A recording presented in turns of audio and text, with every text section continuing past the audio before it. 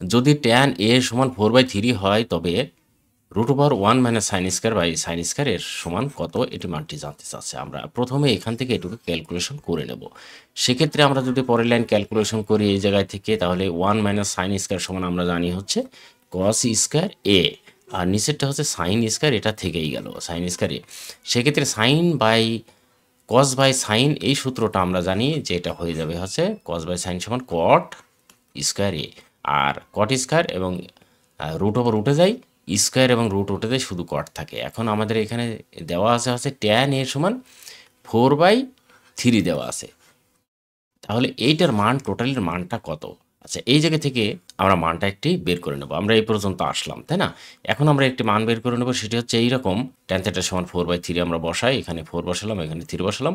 সেক্ষেত্রে আমরা জানি এটা হচ্ছে 5 হবে। পিথাগোরাসের উপপাদ্য অনুসারে এটা ক্যালকুলেশন করে। এটা যদি এরকম দিই a, এটা c, এটা যদি b দেই, তাহলে এরকম হয় যে ac স্কয়ার সমান ab square plus bc square. এভাবে ক্যালকুলেশন করলে একসময় ac এর মান 5 হয়। সেক্ষেত্রে আমরা এই জায়গাটা মানটা বসিয়ে দেব যে কটের মান আমরা জানি লম্বের বিপরীত, এটার বিপরীত, অর্থাৎ এর বিপরীত মানটা আমরা বসিয়ে দেব।